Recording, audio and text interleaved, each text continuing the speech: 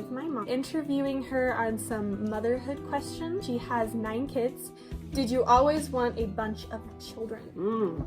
That's a good question.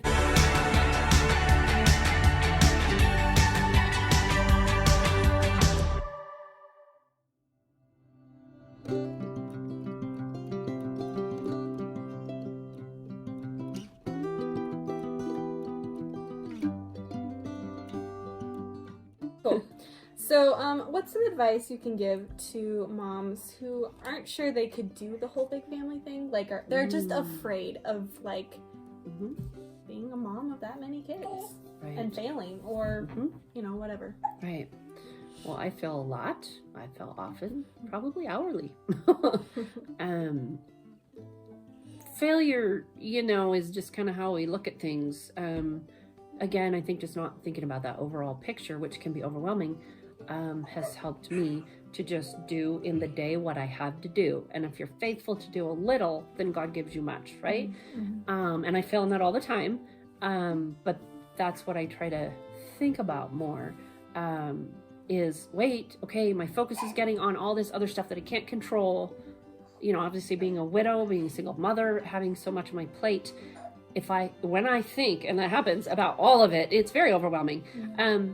And I have failed, even especially being widowed. There was a lot of things, you know, some schooling that got let go, some things not by choice, but just by circumstances that were out of my control, and kids getting behind and this happening, or someone didn't get this done or that done.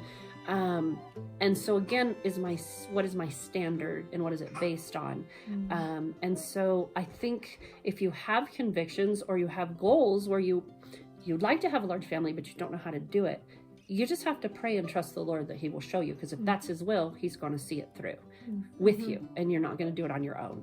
So for me, that's been a big part, is just trusting the Lord on a daily basis. And like I said, I don't do it always well at all. And then those bite-size, you know, times where you just bite things off in little chunks. And that's with anything in life. If you're single and don't have any children, you still have to do that. We all have to do that. So it's really no different. But yeah, I would say to anyone who wants to have a large family and feels inadequate, you are inadequate until you have the large family. And then you will be adequate. God in his word, when he told the children of Israel to multiply and have all these children, they were in slavery. So, and how did he use that to bring them out of slavery? By their sheer numbers. So again, God does not provide ahead of time. Generally, it's usually once you need it, because otherwise we wouldn't have to trust him. That's a very good point, Mom. Just like that. Yeah, no, thank you.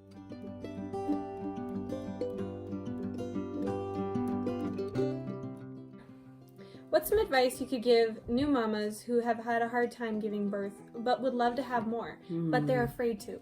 So a lot of moms, as you well know, I mean, I've run into moms who just stopped because they were afraid that if they kept having kids, that, you know, things would get tough. And I'm not talking necessarily about moms who have almost died, because that makes happens. A little more sense to stop having kids. But like moms who just have a hard time. And I know, anyway, go ahead. So, trying to think on that one. So, I guess, just going over maybe your reasons for not having more. You know, are they personal? Are they fears? Yeah, we can often be wrapped up in fear. And that song, "Fear It Is a Liar," is really true. You know, it's usually fear is from the devil. However, we can have normal fears that are justifiable. You know, like you said, if someone almost dies when they're giving birth and they have some health reason, that's a little bit different story. I get that. But I think for someone who wants to have a lot of children, that's a good thing. There's nothing wrong with that. I think unless you have a really good reason not to, I would encourage you to do that. I don't see anything wrong with that. You know, reading good books, surrounding yourself with other moms who maybe have those same goals is going to encourage you and going to help you. If you are fearful of childbirth, it's a normal thing. It's normal to be fearful of it. Accept it. A lot of things You have to just accept. When I was widowed, I could fight that grief as much as I wanted, the fact that my husband was gone. But accepting it was where I found healing. You have to just sometimes accept things for what they are and move forward and see what life is going to bring you. Because often we just don't know. I don't know if that's really answering the question. I don't know that I... It's a hard question to, necessarily answer, because all of us have to choose for ourselves what we're willing to do. And I mean, I'm learning that as I'm a new mom. So I mean, like, just 2 kids is not a whole lot, but it's a lot though. When they're little, it's a lot, and they're close together. So I think that's really, I mean, in the beginning, what I've learned is in the beginning is really important, because that's where you're learning the most. Stuff, because they're so little that you have to get all these different skills, and then when they get older, it's like, oh, you can let go a little bit, right. But, why don't we elaborate on that just a little bit?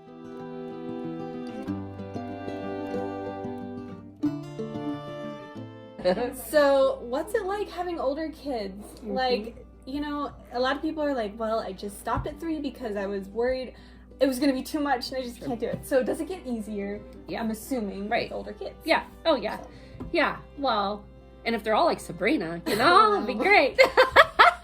My kids are all great. All my older ones. I love having older ones. Love having little ones. Love babies. They don't stay little long enough. They get big like this. But it just changes. My mom used to tell me, oh, it doesn't get easier, it gets harder. And that's true in one way. Right. Then it's more like, emotional stuff, or they're growing spiritually, or they're or they're going to get married and you're like, oh, how do I deal with that?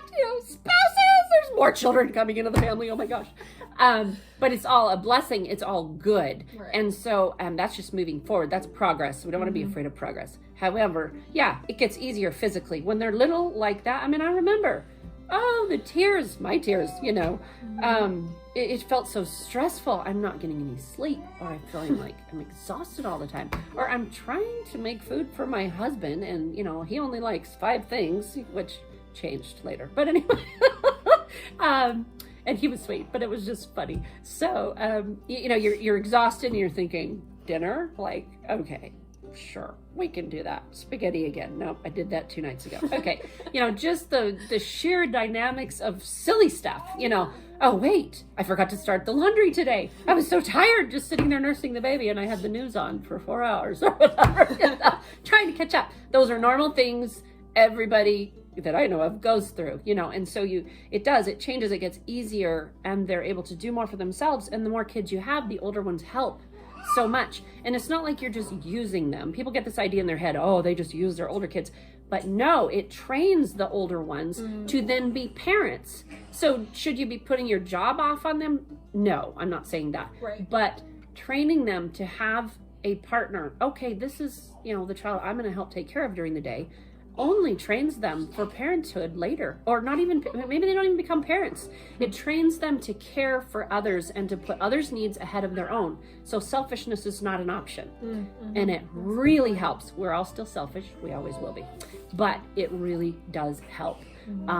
When you go to a job, let's say a young man has helped with his siblings growing up, and he goes to a job interview. They're going to find out that person can better help others in the job, in the workplace, and be more equipped for those things than maybe someone that hasn't. And other people have different strengths, obviously. Right, yeah. But it does. Help. Right. And so I think once your kids start getting older, you should start seeing the benefits of that. I can leave my boys right now who are home, the older ones, Nick and Sam. Nick will be 19 soon. Sam is 16.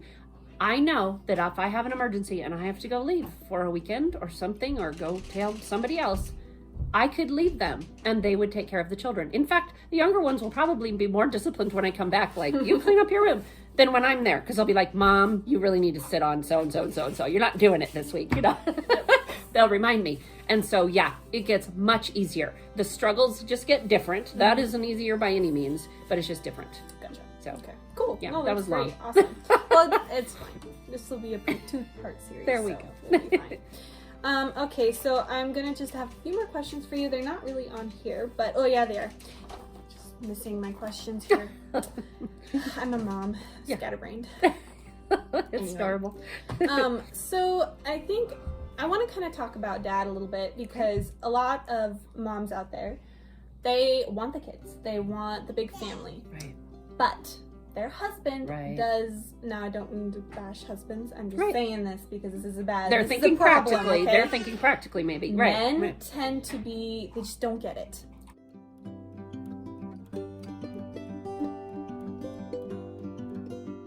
And so, what would you, I don't know, maybe give advice to young dads to help their wives? Like, because some dads just don't get Don't get it. Don't understand this. And I know dad didn't at first. Right. So maybe you want to elaborate Sure. a little bit on that, what it was like in Yeah. the beginning, and then Right. or I don't know. Mm-hmm. Sure.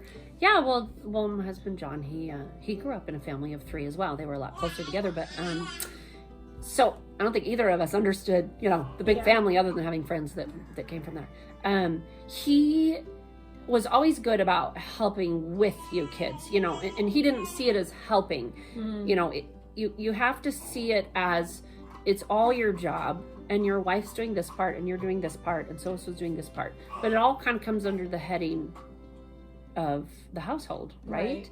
And so often young wives get stressed out, and the husband comes home, and he's dealt with things that seem a little more serious, like on the job, someone almost died today. We blew up a tractor, or, I had a deal with the CEO that went completely south, and we lost, $1 million. I mean, I don't know. I'm just making stuff up here, but, different spectrums of things. And you're like, well, gee, the sink clogged, the toilet clogged and overflowed. I didn't get the laundry done because I forgot about it in the washer because the baby was screaming and it rotted till the next day. So I had to redo the laundry, and the kids were screaming and stomping crackers all over the living room. Someone was disobeying me in the other room, and somebody put a sword through the wall, And so the whole day you're thinking, oh my gosh, I just have to get through this day. And he comes home and says that, and you're like, my stuff's small potatoes, Or he's not helping because he thinks that he comes home and just, that's it, sit in front of the TV, and a lot of men do that.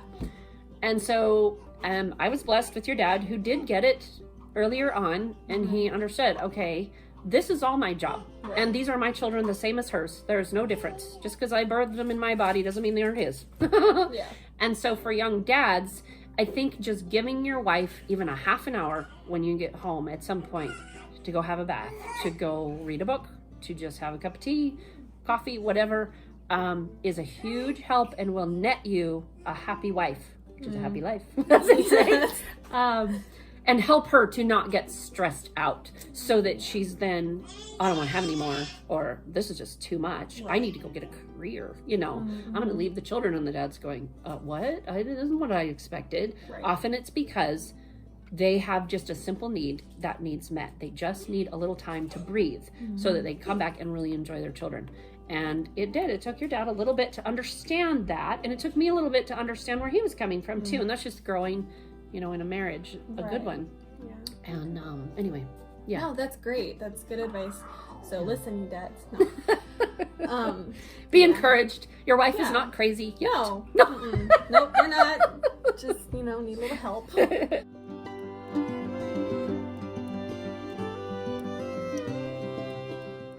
So would you say that having a dad that is very active in the home, as in like just taking care of kids, and having a relationship that you're the parent, it's not just the wife, is crucial? Absolutely. To having more kids. It's crucial to even having any. Right. Yeah, even having one. Yeah. I mean, dads tend to think sometimes that their role is unimportant. Or let's say your wife is in labor and she's freaking out and you don't know what to do. You still helped make that kid. You're still needed. And mark my words, doesn't matter what she says, you are needed. And not only needed, but you are crucial. I so know that, not having one in the house now. It's a crucial role. It's highly important, and it's important to have a good father, one that knows his job and can run things. Your dad got to the point where he could run a circus. People would be like, wow, they used to call it this is like organized chaos, and that's what we call it. It's organized chaos. Yep. And he was better than me. He would sit there and he'd go, you do that, and you do that, and you do that, and you do that. And he was doing it too, though. That was the key. He did not sit from the couch and rule from the throne, shall we say. He was involved. He was doing the dishes too.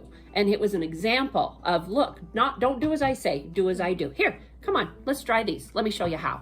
And it just, you're talking 15 minutes a day, and he could have the whole house cleaned up, and I could just sit there going, you know, I guess sometimes I needed that. Yeah, no, well, and I think that's a really big point to bring up, because a lot of dads, you know, moms struggle with things too. I'm not trying to pick on the dads here, guys, but we are talking about dads, and so a lot of dads will just, you know, come home and they discipline the kid, and you know, they try to discipline is however you see fit, but and they sit down and they tell the kid what to do. And a lot of dads, I think, need to realize, like you said, that if a kid is going to do what you want, you need to show by example. Absolutely. And if you're not showing by example, then it's really, and this goes for moms, I think, too, because honestly, moms do it too. Yeah. I feel like I will get angry so much, and then I see my son getting angry. Get angry every time I do something. Like clockwork. Yeah. Like, oh yeah, that's right. That's me. Oops. Yeah. Oh, that's so yeah. Oh boy. Yeah. That's good. Yes. All right. Well, cool, guys. I don't want to go too long, but so I hope you guys enjoyed this video. In the comment section down below, let us know any questions that you'd like answered, or that just, you know, you just have an interest in. And so I'm sure we could either do another video, or we can answer them in the comments. So we could do a shopping trip together. Oh, that would be fun. I should totally do that. A Costco haul with face masks. Yeah, I don't know. Yeah. Hey, it is what our world is today right now. True. So, but so yeah. Anyway, I hope you guys enjoyed this, and so let me know how it was. If you enjoyed it, please give it a thumbs up, and consider subscribing to my channel for more content like this. So I will see you guys next time. Have a good day. Bye.